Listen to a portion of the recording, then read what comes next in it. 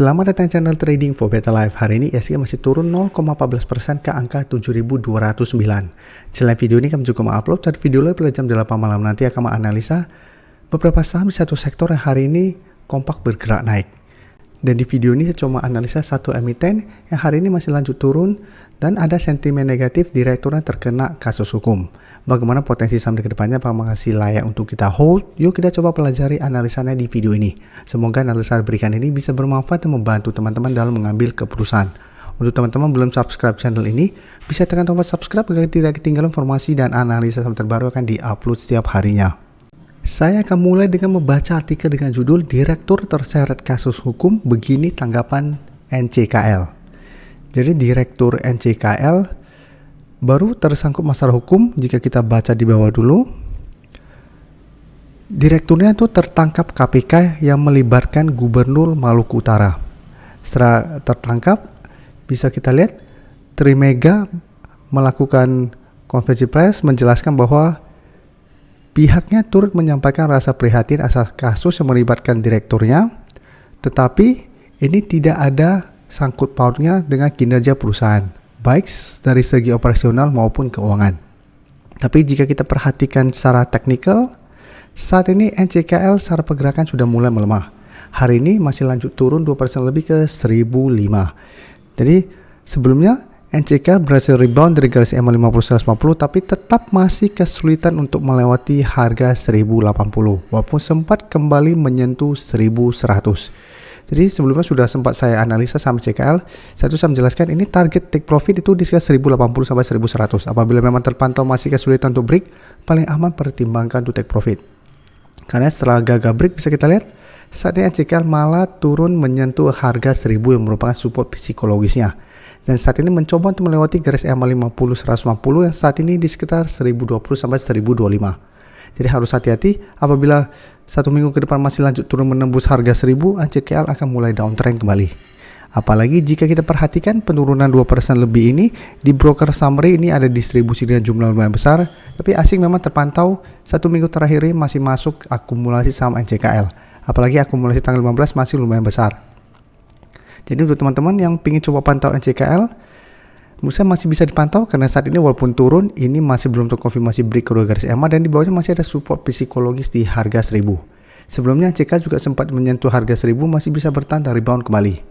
Jadi apabila mau entry, bisa coba pantau dan tunggu sekitar harga 1000. Apabila NCKL bisa bertahan di 1000 dan mulai rebound kembali, masih bisa coba entry untuk target take profit jangka pendek di sekitar harga 1030 sampai target lebih jauh di sekitar 1080. Tapi jika kita pantau NCKL ternyata besok masih lanjut menembus harga 1000, sebaiknya jangan entry karena secara tren akan terkonfirmasi NCKL akan mulai downtrend. Jadi untuk teman-teman sudah bersiap di harga bawah, pertimbangkan untuk keluar apabila NCKL ternyata gagal bertahan di harga 1000. Selanjutnya saya akan coba analisa saham Antam yang jika kita perhatikan cara pergerakan saat ini juga masih belum oke. Sebelumnya bisa berhasil bertahan di 1600, mencoba untuk break garis EMA 50 masih gagal, bisa rebound lagi tapi satu minggu ini kembali melemah. Sehingga jika kita perhatikan untuk broker summary, pada pedagang hari ini terpantau masih ada akumulasi walaupun jumlahnya tidak terlalu besar. Dan asing jika kita lihat satu minggu terakhir atau beberapa hari terakhir ini masih keluar dari saham Antam. Jadi Antam cara pergerakan saat ini memang masih belum oke, karena untuk tren jangka menengah masih bergerak downtrend walaupun untuk satu bulan terakhir ini mulai sideways dan masih bisa bertahan di support di 1600.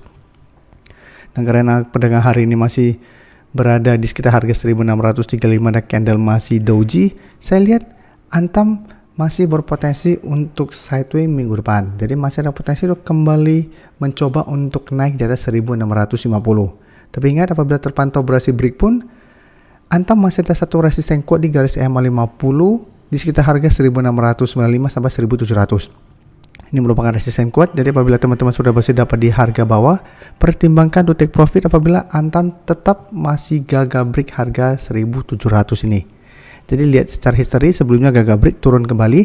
Jadi apabila kita pantau masih gagal break, tetap masih ada potensi untuk kembali ke 1600. Jadi pengalaman take profit dulu. Sedangkan untuk teman-teman saat ini ingin coba entry saham Antam, mesti pengalaman wait and see. Lihat apakah Antam berhasil naik di atas 1650. Apabila masih gagal break, sebaiknya tunggu kembali di sekitar 1600 sampai 1605 untuk coba spekulatif buy di daerah support ini. Untuk Inco, jika kita lihat saat ini juga masih mencoba untuk bertahan di 4200. Jadi sama, itu secara pergerakan juga masih bergerak sangat downtrend. Dalam beberapa minggu terakhir ini memang mencoba untuk bertahan di 4200. Beberapa kali mengetes harga 4200, Inco masih bisa bertahan dan mencoba untuk bergerak naik. Tapi untuk resisten terdekat bisa kita lihat saat ini ada di sekitar 4400 sampai 4500. Ini merupakan zona resisten lumayan kuat. Dan jika kita perhatikan untuk broker summary, pada kenaikan hari ini juga ini terpantau masih ada akumulasi, dan asing juga hari ini terlihat masih masuk akumulasi.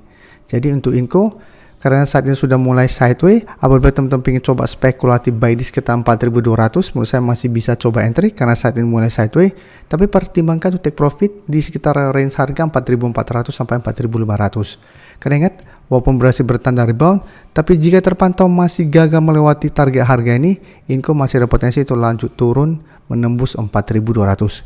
Karena saham downtrend sangat beresiko, teman-teman harus ada disiplin apabila mau entry saham downtrend. Selanjutnya saya akan coba analisa saham UNTR. UNTR secara pergerakan juga saat ini masih downtrend, tapi saat ini bisa rebound dari support 21.000 dan sekarang mencoba untuk melewati 22.000. Jadi untuk teman-teman yang sudah berhasil dapat di sekitar 21.000, sudah harus pantau saham UNTR. Apabila gagal break, menurut saya pertimbangkan untuk take profit. Tapi ini menarik jika terkonfirmasi UNTR satu minggu ke depan berhasil break 22.000. Karena apabila berhasil break 22.000, secara pergerakan ada potensi untuk mulai terbentuk high low, sehingga ada potensi untuk menuju harga 22.800 sampai garis EMA 50 di sekitar 23.175. Dan untuk UNTR, jika kita perhatikan kenaikan hari ini juga walaupun tidak sampai 1%, terpantau masih ada akumulasi. Dan asing melakukan sedikit akumulasi pada kenaikan hari ini. Jadi untuk UNTR, apabila teman-teman belum dapat di sekitar support ini juga, menurut saya masih bisa coba pantau untuk buy on breakout.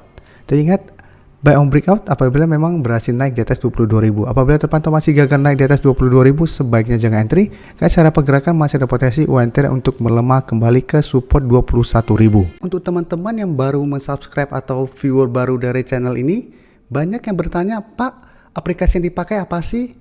Bagaimana cara menentukan EMA 50 dan 150 dan sebagainya?